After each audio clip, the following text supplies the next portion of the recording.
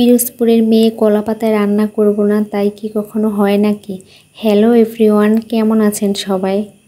আজকে বাজার থেকে কি আনলাম, কি রান্না করলাম এটাই থাকছে আজকের ভিডিওটিতে। আপনারা অবশ্যই ধৈর্য সহকারে ভিডিওটি দেখবেন।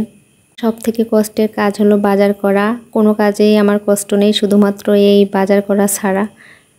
আর এটাই করে যাচ্ছি 10 বছর ধরে, বাজার করেই খেয়ে যাচ্ছি। হয়তোবা ভাগে এটাই লেখা, বাজার করে করেই খেতে হবে, কিছু করার নেই। তারপর একটু খারাপ লাগলো তাই শেয়ার করলাম। শুরুতে ডালটা রান্না করে নিয়েছি। আপনারা কে এখনও পাতায় মাছ ভাজি খান নাই আমাকে অবশ্যই কমেন্ট করে জানাবেন। আসলে আমাদের বরিশাল অঞ্চল এবং পিরোজপুর অঞ্চলের মানুষের এটা একটা ট্র্যাডিশনাল খাবারও বলতে পারেন। মসুরি ডাল সিদ্ধ করে, রুই মাছ সিদ্ধ করে, মাছের কাঁটাগুলো বেছে আমি দুইটা মিক্সড করে বড়া বানিয়ে নিছি। এটা কিন্তু খেতে খুবই দারুণ হয়, আপনারা বাসায় ট্রাই করবেন। এই রেসিপিটা আমি পরে একদিন শেয়ার করব। পাতায় মাছ ভাজি করার জন্য আমি রসুন আর কাঁচামরিচ বেটে নিয়েছি। এদিকে ভাতটা হয়ে গেছে আমার। এখন মাছগুলো রেডি করব, কিভাবে কলা পাতায় দেবো এটাই। প্রথমত আমি মাছ, তারপরে আলু কুচি কেটে নিয়েছি। এখন মাছটা মেখে নেব। মাছে প্রথমে লবণ, হলুদ, মরিচের গুঁড়ো এগুলো দিয়ে ভালো করে মেখে নেব। আর আমি পেঁয়াজ দিয়েছি, সাথে যে বাটা মশলাগুলো ছিল ওটা দিয়েছি, আর একটু জিরা বাটা দিয়েছি। ওটা অপশনাল, আপনারা দিতেও পারেন নাও দিতে পারেন। আর সরিষার তেল দিয়ে ভালো করে এটা মেখে 10 মিনিটের জন্য রেখে দিবেন। মাছ ভাজার ভিতরে আলু কুচি দিলে না এটা খেতে অনেক টেস্ট হয়। আপনি অন্য কিছু দিতে পারেন, যেমন কচুরলতি বা অন্য যে কোনো সবজি দিয়ে মাছটা ভাজি করতে পারবেন। আমি আলুটাকেও ঠিক ওই মশলাগুলো দিয়ে ভালো করে মেখে নিয়েছি। পুরো প্রসেসটা আপনাদের দেখানোর চেষ্টা করছি, আপনারা একটু খেয়াল করে দেখলেই পরবর্তীতে এটা বাসায় তৈরি করে খেতে পারবেন।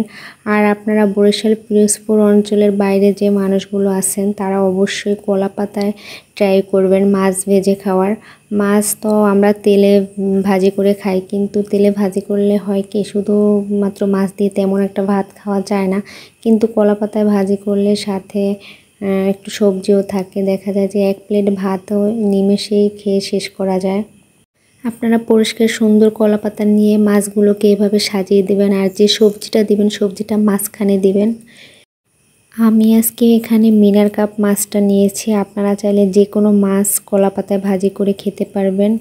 আর সরিষা ইলিশটা কলা পাতায় দারুণ লাগে, ওটারও রেসিপি একদিন দেখাবো। আমাদের অঞ্চলের প্রায় মানুষই এই কাজটা করে থাকে, কলা পাতায় মাছ ভাজি করে খায়, তারা কখনোই তেলে ভাজি করে খায় না। এটাতে আমরা তৃপ্তি পাই, এই তৃপ্তি আমরা আসলে তেলে ভাজা মাছে পাই না। যাই হোক, মাছটা সাজানো গোছানো হয়ে গেলে পরে কড়াইতে মিডিয়াম আঁচে দিয়ে একটু ঢাকনা দিয়ে ঢেকে আপনারা রান্না করবেন। দেখবেন যে মাছটা সিদ্ধ হয়ে জল ছেড়ে দিছে। আর যখন জল ছেড়ে দেবে তখন পরবর্তীতে আর ঢাকনা দিয়ে না ঢেকে এমনিতেই জাল করে নেবেন। 15 মিনিট টোটাল জাল করার পরেই দেখবেন যে মাছটা প্রায় হয়ে গেছে। কিভাবে বুঝবেন আপনারা হয়ে গেছে? দেখবেন যে জলটা টেনে গেছে। তারপরে মাছটা উল্টে দেওয়ার পালা। ঠিক 2টা প্লেট লাগবে। এখানে দেখতেছেন আমি যেরকম নিয়েছি, একটা প্লেটে মাছটা ঢালবেন, আর একটা প্লেট দিয়ে আর একটা কলা পাতা দিয়ে এভাবে করে উল্টে দিবেন। ব্যাস সহজ, এটা আসলে খুব কঠিন না, তবে একটু সময় লাগে আর কি। এটা উল্টে দেওয়া হয়ে গেলে পরবর্তীতে আপনি আর বেশিক্ষণ ভাজবেন না, ওটা অল্প আছে। পরবর্তীতে 10 মিনিট ভাজলেই হয়ে যাবে। টোটাল আধা ঘন্টা সময় লাগবে মাছটা আপনার হইতে। আর একটা জিনিস আপনাকে খেয়াল রাখতে হবে, এটা মাছের গায়ে দেখবেন হালকা একটু পোড়া পোড়া দাগ লাগছে কিনা। তো মাঝে মাঝে একটু পাতাটা উল্টে দেখবেন যে পাতাটার পিছনটা পুড়ে গেছে কিনা। যদি দেখেন যে পাতার পিছনে হালকা পোড়া পোড়া ভাব আসছে, তখন বুঝবেন যে আসলে মাছটা হয়ে গেছে। আপনারা চাইলে চামচ দিয়ে একটা মাছ উল্টেও দেখতে পারেন। আমার আসলে মাছটা ভাজা হয়ে গেছে। দেখুন, আমার কিন্তু কড়াইতেও কোনো জায়গায় কোনো কিছু লাগেনি। মাছের যে মশলাটা দিয়েছি মশলাটা কিন্তু বের হয়ে যায়নি। তো আজ এই পর্যন্তই। কেমন লাগলো ভিডিওটা অবশ্যই কমেন্ট করে জানাবেন।